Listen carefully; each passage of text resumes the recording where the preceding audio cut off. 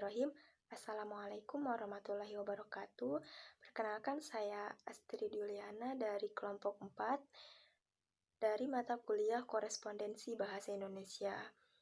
Baik, di sini kelompok 4 akan membahas materi tentang surat umum. Sebelumnya saya akan memperkenalkan teman-teman saya yang akan membahas macam-macam dari surat umum.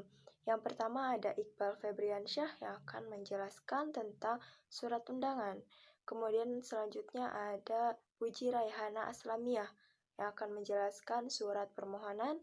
Lalu ada Nur Fitria akan menjelaskan surat tempahan.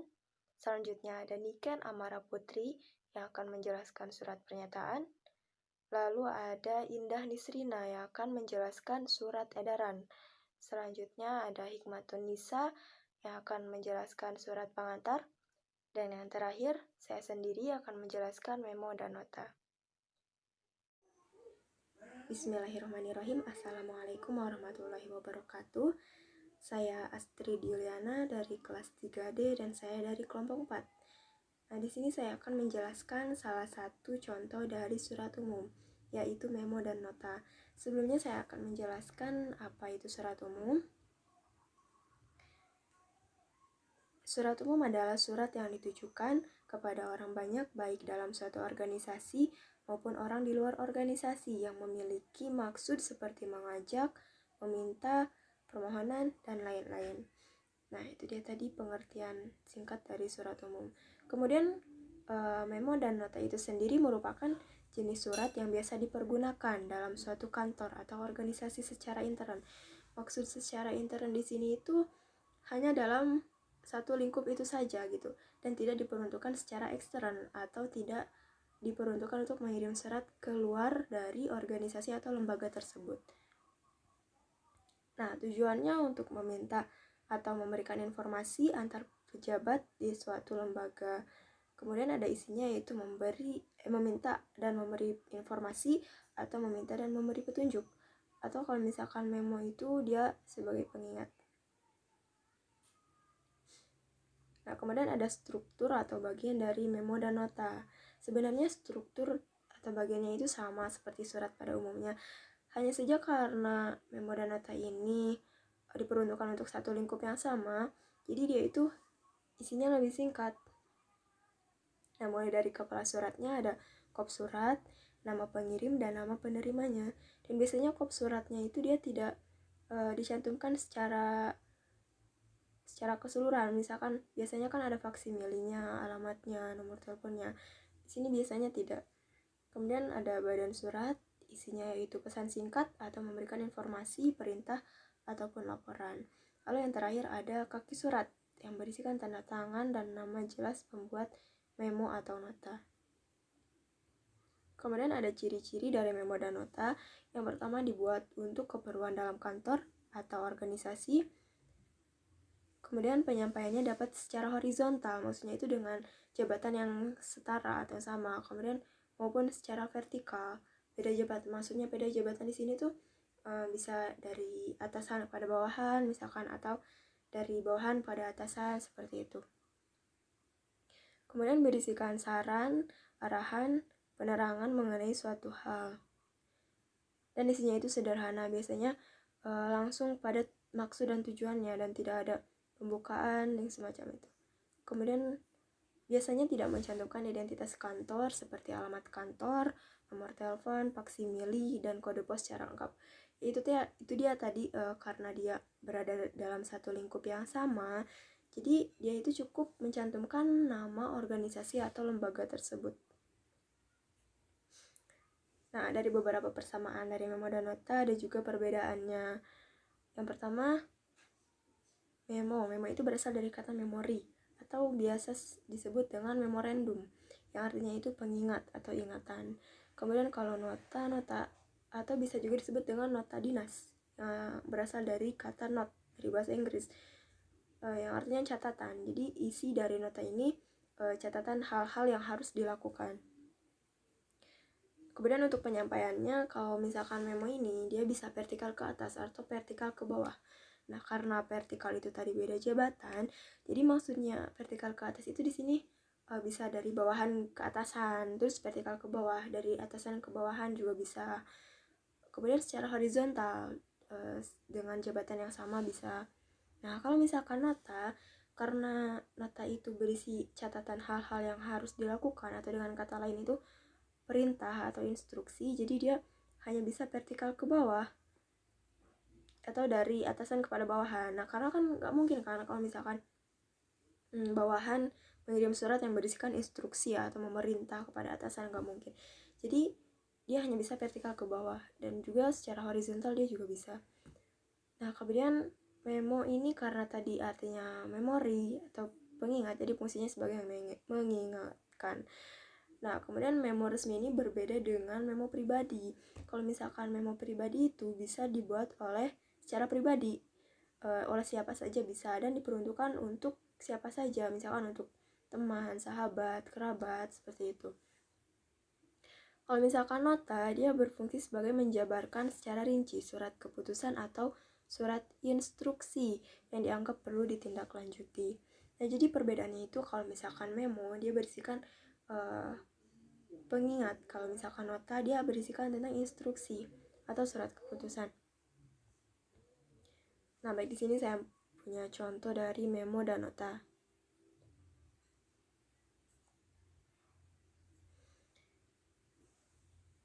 Nah, oke, kalau misalkan memo itu bisa ditulis juga sebagai memorandum ya. Nah, mulai dari kepala suratnya. Tadi kop surat, karena dia dalam lingkup yang sama, jadi dia cukup dituliskan saja memorandum atau nota dinas, dan bisa nomornya. Nah, terus dituliskan juga pengirim surat dan penerima suratnya. Nah, ada kepada siapa dan dari siapa. Kemudian perihal surat itu tentang apa. Nah, terus isinya juga tentang apa. Nah, tadi sudah jelas bahwa memorandum itu atau memo itu berisikan tentang pengingat. Kalau misalkan nota itu berisikan tentang instruksi. Nah, kalau ini contoh memo yang singkat ya. Jadi dia tidak ada kaki suratnya. Nah, kalau misalkan di nota juga ada kaki suratnya, ada tanda tangan, tanggal jelasnya, terus ada nama pembuat notanya. Nah, kemudian ada contoh lain.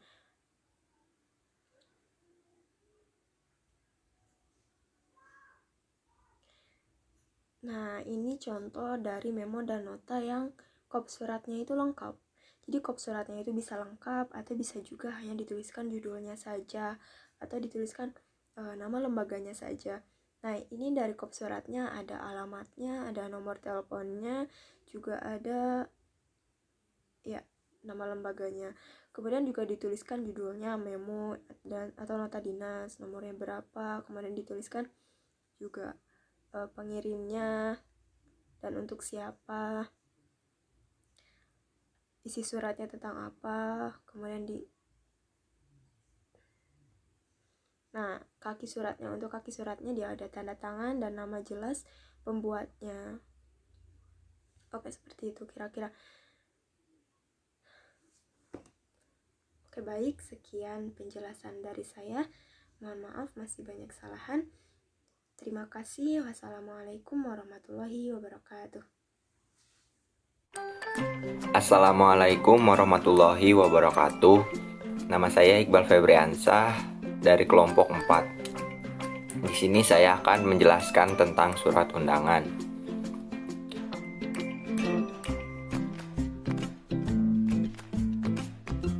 Yang pertama itu ada pengertian. Pengertian surat undangan yaitu kata undangan berasal dari kata undang yang memiliki tambahan akhiran an. Undang sendiri berarti panggil. Mengundang bisa diartikan memanggil atau mempersilahkan datang. Undangan sendiri dapat diartikan memanggil atau mempersilahkan orang yang kita undang untuk datang, hadir pada waktu yang telah ditentukan. Surat undangan juga dapat diartikan susunan dalam surat yang memberitahukan adanya kegiatan atau acara pertemuan, agar si penerima bisa hadir dalam tempat dan waktu yang sudah ditetapkan. Jadi tempat, waktu, dan acara sudah ditentukan, orang yang kita undang pun tidak kebingungan dan akan menghadiri acara itu seperti apa. acara formal atau non-formal. Selanjutnya ada poin terpenting dalam undangan. Yang pertama itu ada waktu dan tempat. Waktu dan tempat dalam sebuah pelaksanaan begitulah sangat penting sebagai dimasukkannya ke dalam surat undangan tersebut. Karena jika tidak ada poin ke-1 ini, tamu undangan tidak tahu kapan dan di mana acara tersebut dilaksanakan. Yang kedua ada agenda. Surat ini biasanya berisi agenda yang akan dibahas pada pertemuan tersebut. Tujuannya ialah semoga para peserta dapat menyiapkan materi atau hal-hal lain yang dapat terkait dengan pertemuan tersebut. Jadi acaranya sudah disusun rapi sesuai jadwalnya. Bagian-bagian surat undangan. Yang pertama ada kepala surat yang biasanya berisi 1. Nama dalam badan usaha tersebut. Yang kedua, alamat pada badan usaha tersebut. Yang ketiga, nomor telepon dalam usaha. Yang keempat, nomor dari kotak pos. Yang kelima, identitas atau keterangan lainnya. Yang keenam, tanggal pembuatan surat. Dan yang terakhir, nomor alamat yang dapat ditunjukkan. Lanjut ke yang kedua, yaitu ada isi surat. Isi surat biasanya terdapat salam pembuka. Yang kedua, mempunyai sebuah alasan. Yang ketiga, terdapat hari dan tanggal. Yang keempat, adanya sebuah waktu. Yang kelima, terdapat suatu tempat atau lokasi. Yang keenam, isi dari acara tersebut. Dan yang ketiga, penutup atau kaki surat. Biasanya terdapat nama badan usaha, memiliki suatu jabatan. Yang ketiga, terdapat nama yang secara jelas. Yang keempat, memiliki nomor induk pegawai. Dan yang terakhir, mempunyai sebuah tembusan-tembusan. Jenis-jenis surat undangan. Yang pertama ada surat undangan resmi. Resmi yang berarti sudah disahkan oleh baik itu berupa organisasi resmi yang mengesahkan surat undangan tersebut. Surat-surat yang sudah berjenis surat undangan resmi juga ciri-cirinya dibuat oleh pemerintah, lembaga, dan lain sebagainya, yang bersifat bisa meresmikan secara sah terhadap undangan tersebut. Contohnya, 1. Undangan rapat organisasi. Yang kedua, undangan perayaan negara. Yang ketiga, undangan pelantikan dalam pejabat, dan undangan lainnya. Di sini ada salah satu contohnya, surat undangan rapat wali murid. Undangan ini telah disahkan oleh Dinas Pendidikan, jadi bersifat resmi. Terdapat di surat tersebut, yang pertama ada kop surat. Kop surat di sini tertulis Pemerintahan Daerah Khusus Ibu Kota Jakarta, SMA Cendana. Kemudian di bawah kop surat ada alamat lengkap, nomor telepon, dan juga email sebagai info lengkapnya. Kemudian di bagian kanan atas ada tempat dan tanggal penulisan surat. Kemudian di sebelah kiri ada nomor, lampiran, dan perihal. Ini wajib ada karena ini surat resmi. Kemudian di bawah nomor, lampiran, dan perihal ada nama penerima surat. Kemudian di bawahnya kita masuk ke bagian isi surat. Di sini kita boleh memakai salam atau tidak. Kemudian kita jelaskan maksud dan tujuan dari surat ini seperti apa. Jelaskan dengan jelas dan lengkap. Tulis juga waktu dan tempatnya. Kemudian masuk ke bagian penutup surat. Semua surat pasti ada penutupnya. Lalu kemudian tanda tangan orang yang bersangkutan. Lanjut ke yang kedua, yaitu surat undangan setengah resmi. Pada surat setengah resmi biasanya dibuat oleh sekeluarga dalam rangka menentukan pewaris dari kekayaan dari sebuah keluarga, ataupun surat setengah resmi lainnya bisa berupa surat undangan untuk acara bersyukur dan lain sebagainya. Contoh undangan ini yaitu ada undangan dalam sebuah rapat keluarga, undangan dalam syukuran, undangan dalam RT, dan sejenisnya. Adapun karakteristiknya yaitu tanpa mempunyai kop surat. Dalam membentuk surat tersebut bisa tidak standar. Dalam menggunakan sebuah bahasa campuran, tidak harus bahasa resmi, menggunakan sebuah kertas yang biasa digunakan untuk korespondensi. Ini adalah contoh surat setengah resmi. Di sini saya contohkan surat undangan rapat. Biasanya undangan rapat dalam ruang lingkup masyarakat atau rapat organisasi kepemudaan dalam suatu RT. Surat setengah resmi itu tidak perlu menggunakan kop surat. Jadi seperti yang Anda lihat di contoh, itu tidak ada kop suratnya. Kemudian di bawahnya ada nomor dan perihal. Perihalnya mengenai apa itu harus dituliskan agak jelas. Kemudian di bawahnya ada nama penerima surat. Tulis nama dan alamatnya juga agar tidak salah mengirimkan. Kemudian di bawah nama penerima surat ada salam pembuka. Jadi sebelum menuliskan isinya, beri salam dahulu. Kemudian di bawahnya ada bagian isi. Di sini semua maksud dan tujuan ditulis secara terperinci agar jelas. Mulai dari waktu, tempat, acara seperti apa, itu semua ditulis secara jelas. Selanjutnya di bawahnya tertulis semua diharapkan hadir dalam acara tersebut. Ini termasuk info tambahan. Bisa ditambahkan atau tidak. Kemudian di bagian penutup surat, lalu di bawah ada tanda tangan si pembuat surat.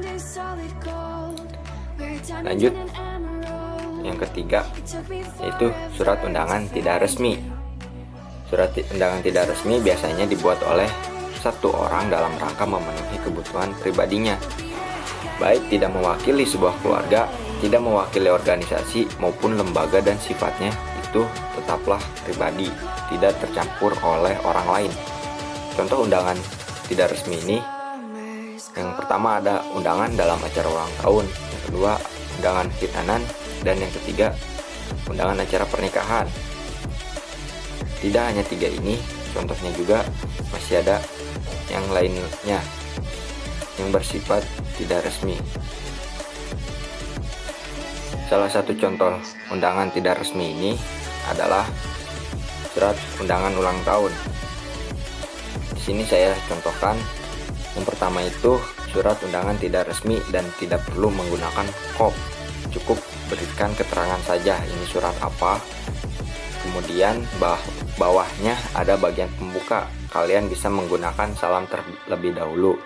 Kemudian setelah itu masuk bagian isi, tulis semua maksud dan tujuan yang ingin disampaikan secara lengkap seperti hari, tanggal, jam, tempat, dan yang lainnya itu harus jelas. Kemudian masuk ke bagian penutup. Setelah itu jika ingin memberi info tambahan juga bisa ditambahkan. Kemudian setelah itu boleh pakai tanda tangan atau hanya sekedar bertuliskan dari siapa dan beri nama. Mungkin itu saja penjelasan dari saya. Sekian presentasi dari saya. Selanjutnya akan diteruskan oleh teman saya dengan membahas surat lainnya. Assalamualaikum warahmatullahi wabarakatuh. Nama saya Puji Royhana Aslamiyah. Di sini saya akan menjelaskan tentang surat permohonan. Surat permohonan adalah dokumen formal yang biasa digunakan untuk mengajukan suatu kepentingan tertentu. Secara umum, yang dimaksud dengan surat permohonan adalah surat yang dibuat oleh individu, organisasi, ataupun badan usaha guna memohon satu hal tertentu kepada suatu pihak atau instansi lain. Manfaat dari surat permohonan yaitu surat permohonan berfungsi untuk berkomunikasi lewat surat yang berisi satu permohonan tertentu. Yang kedua, untuk memohon kepada pihak tertentu agar dapat mengizinkan. Format pembuatan surat permohonan tersebut harus meliputi kop surat, nomor surat, tempat dan tanggal surat dibuat, perihal, isi, nama, dan tanda tangan di atas materai lampiran. Jenis-jenis surat permohonan yang paling sering digunakan adalah surat permohonan untuk rekomendasi, surat permohonan untuk izin, surat permohonan untuk magang, dan surat permohonan untuk bantuan dan dana. Bagian-bagian surat permohonan. Yang pertama, kepala surat. Pada bagian ini terdapat kop surat terdiri dari nama dan alamat organisasi. Kop surat biasanya digunakan untuk menunjukkan surat formal dan non-formal. Kedua, isi surat. Bagian isi merupakan pengumuman atau informasi apa yang ingin disampaikan kepada pihak yang bersangkutan, dengan urut pendahuluan, isi pokok surat, dan penutup. Yang terakhir ada kaki surat, dan pada bagian akhir ini berisikan nama jabatan, tanda tangan, dan pengirim surat.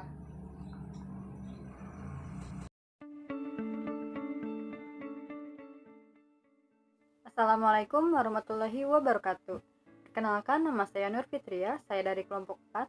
Hari ini saya akan menjelaskan sedikit mengenai surat tempahan. Nah, sebelumnya teman-teman tahu gak sih apa itu surat tempahan? Surat tempahan merupakan surat yang dibuat oleh suatu pihak kepada pihak lain dengan maksud untuk memesan atau menempah jasa tertentu. Sebenarnya, tempahan atau pesanan memiliki arti yang sama, tetapi penggunaannya saja yang berbeda.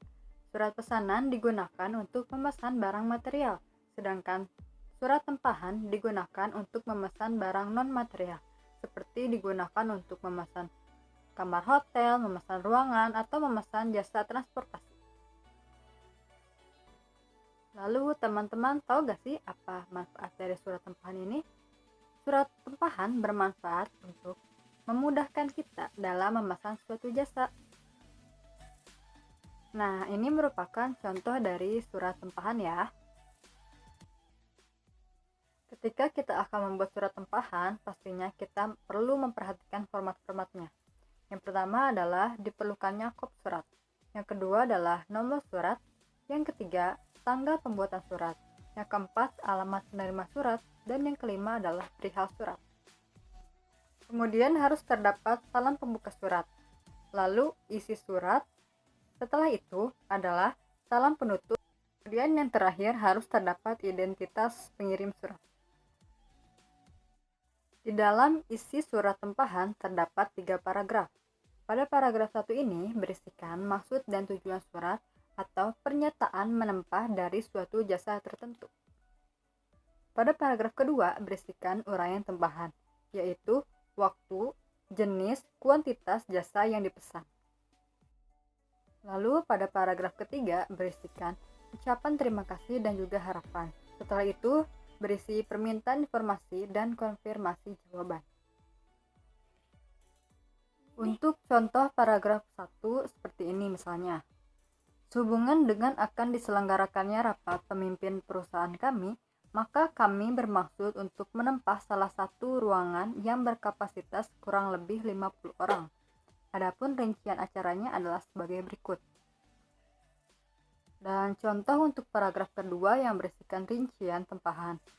Seperti misalnya, waktu diselenggarakannya adalah pada tanggal 30 Juli 2020 pada pukul 9 pagi sampai pukul 2 siang. Kemudian jamuan coffee break dan makan siang secara prasmanan.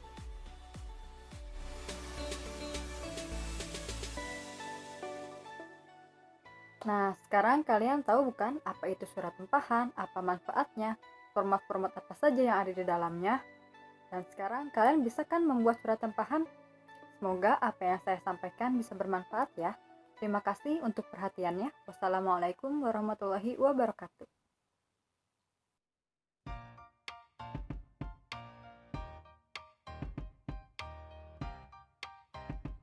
Assalamualaikum warahmatullahi wabarakatuh. Nama saya Niken Amara Putri dari kelompok 4, surat umum.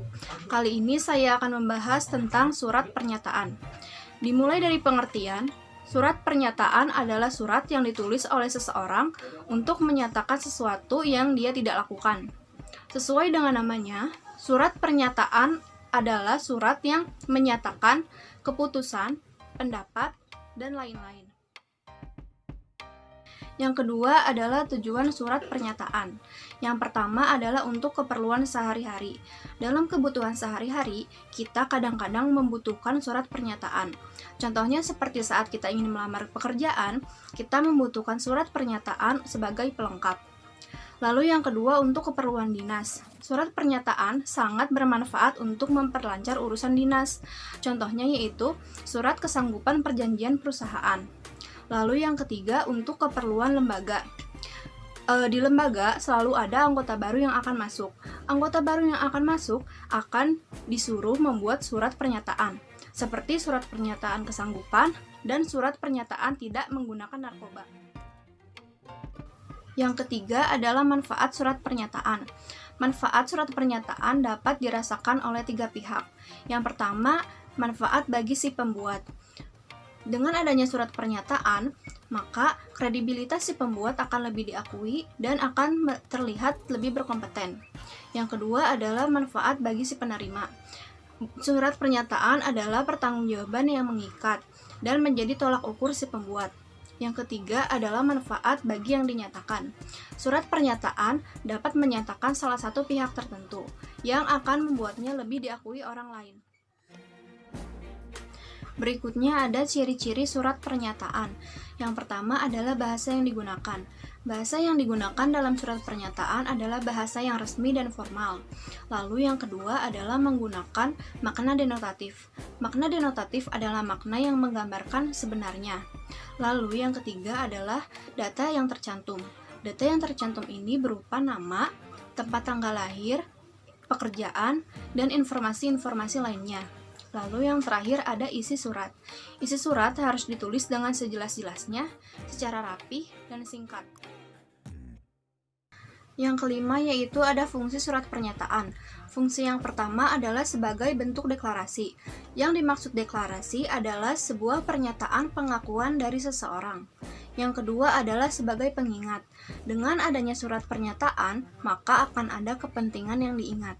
Yang ketiga adalah sebagai dokumen pendukung. Dengan adanya surat pernyataan, maka akan ada syarat yang diajukan oleh perusahaan kepada pelamar. Selanjutnya adalah jenis-jenis surat pernyataan. Yang pertama adalah surat pernyataan diri, yang kedua adalah surat pernyataan hutang, yang ketiga adalah surat pernyataan kesanggupan, yang keempat adalah surat pernyataan kerja, dan yang kelima adalah surat pernyataan tidak menggunakan narkoba. Yang terakhir yaitu ada bagian-bagian surat pernyataan dan contohnya. Yang pertama dan yang paling atas yaitu ada kop surat. Kop surat ini tidak wajib dicantumkan. Jika surat pernyataan tersebut dibuat oleh seseorang, maka tidak perlu menggunakan kop surat. Tapi jika surat pernyataan tersebut dibuat oleh lembaga dan perusahaan, maka wajib mencantumkan kop surat. Yang kedua yaitu nama surat keterangan. Nama surat keterangan ditulis menggunakan huruf kapital yang dicetak tebal. Nama surat keterangan ini sangat penting karena menggambarkan maksud dari surat tersebut. Yang ketiga adalah isi atau keterangan. Pada bagian ini berisi identitas pihak pembuat surat. Selain itu juga di bagian ini dinyatakan apa yang ingin diberitahukan sesuai fakta. Yang terakhir adalah penutup surat. Dalam penutup dicantumkan harapan, ucapan terima kasih, atau ucapan permohonan maaf. Dalam penutup juga dicantumkan identitas si pembuat surat, seperti tanggal pembuatan surat, nama si pembuat, tanda tangan, dan keterangan lainnya seperti NIP, NIM, atau sebagainya. Penggunaan materai dalam surat pernyataan tidak wajib, hanya sebagai opsional saja. Mungkin segitu saja yang dapat saya sampaikan mengenai surat pernyataan. Kurang lebihnya mohon maaf. Wassalamualaikum warahmatullahi wabarakatuh. Halo, Assalamualaikum warahmatullahi wabarakatuh. Nama saya Indah Nisrina, saya dari kelas Diligent. Di sini saya dari kelompok 4 yang ingin menjelaskan tentang surat edaran. Apa sih surat edaran itu? Surat edaran merupakan surat yang Isinya menyangkut pemberitahuan secara resmi di dalam instansi, lembaga, atau organisasi.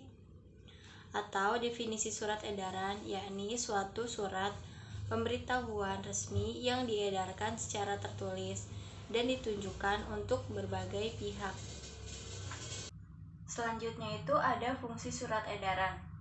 Mengacu pada pengertian surat edaran ada dua fungsi utama surat edaran, yaitu yang pertama sebagai sarana untuk menyampaikan informasi atau pemberitahuan kepada banyak pihak, di mana isi pemberitahuan tersebut sifatnya umum atau bukan rahasia. Yang kedua sebagai petunjuk dan penjelasan tentang peraturan atau kebijakan atau tata cara pelaksanaan bagi instansi dan sebagai pengumuman atau pemberitahuan bagi perusahaan swasta. Macam-macam atau jenis-jenis surat edaran. Adapun jenis-jenis surat edaran diantaranya ada dua macam, yaitu surat edaran yang terbatas dan surat edaran yang tidak terbatas. Berikut di bawah ini ada penjelasannya. Yang pertama, surat edaran terbatas, yaitu surat yang biasanya ditujukan dari satu organisasi atau instansi kepada para anggotanya saja. Misalnya seperti surat edaran dari koperasi kepada para anggotanya, surat dari ketua OSIS untuk anggota OSIS, dan lain-lain. Yang kedua, surat edaran tidak terbatas, yaitu surat edaran yang ditujukan kepada masyarakat luas. Selanjutnya, ada ciri-ciri dari surat edaran. Kita dapat mengenali surat edaran dari karakteristiknya. Berikut adalah beberapa ciri dari surat edaran. Yang pertama, surat edaran merupakan surat resmi dan dibuat dengan bahasa yang baku. Yang kedua, surat edaran biasanya bersifat umum dan bukan rahasia. Yang ketiga, surat edaran dibuat dengan isi dan bentuk yang sama untuk banyak pihak. Yang keempat, surat edaran dibuat untuk memberikan pemberitahuan kepada pihak yang berada di dalam ruang lingkup tertentu. Selanjutnya ada bagian-bagian surat. Di video ini di bawah sini udah ada contoh dari surat edaran. Bagian-bagiannya yaitu yang pertama kepala surat.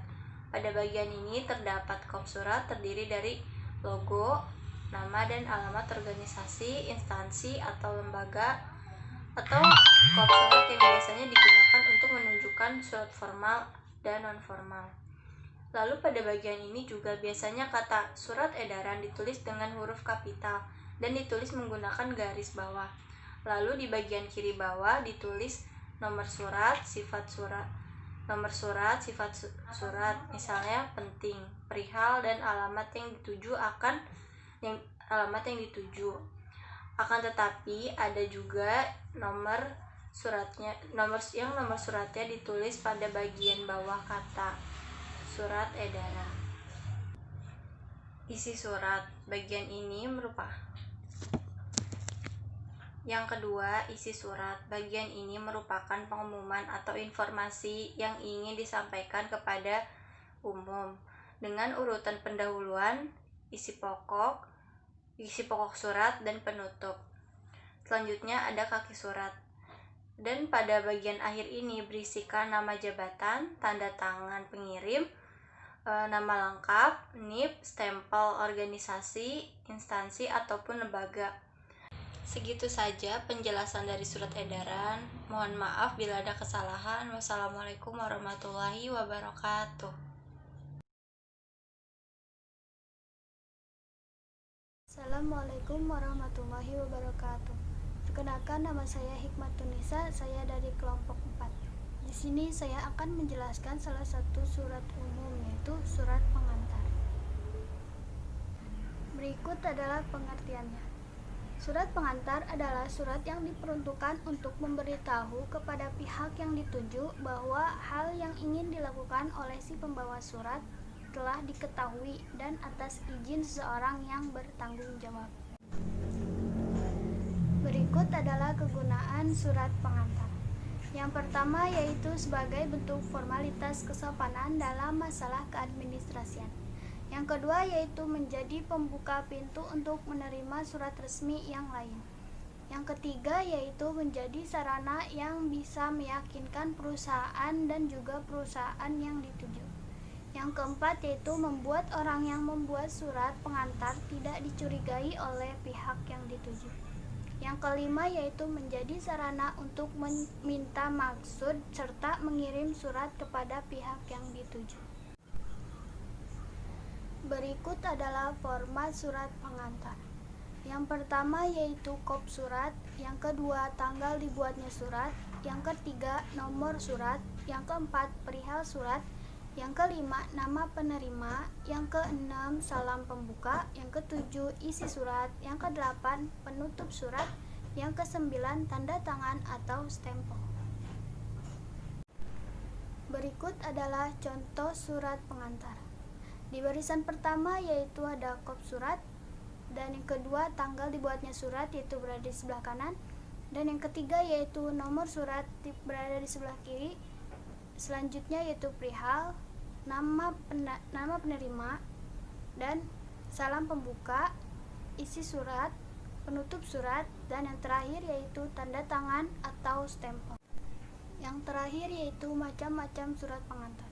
Yang pertama yaitu surat pengantar dokumen, yang kedua yaitu surat pengantar barang, yang ketiga yaitu surat pengantar sekolah atau universitas, yang keempat yaitu surat pengantar kerja, yang kelima yaitu surat pengantar dinas, yang keenam yaitu surat pengantar RT dan RW, dan yang ketujuh yaitu surat pengantar proposal. Mungkin hanya itu yang bisa saya sampaikan. Kurang lebihnya mohon maaf. Wassalamualaikum warahmatullahi wabarakatuh. Baik, sekian penjelasan dari kelompok 4. Mohon maaf bila masih banyak kesalahan. Terima kasih. Wassalamualaikum warahmatullahi wabarakatuh.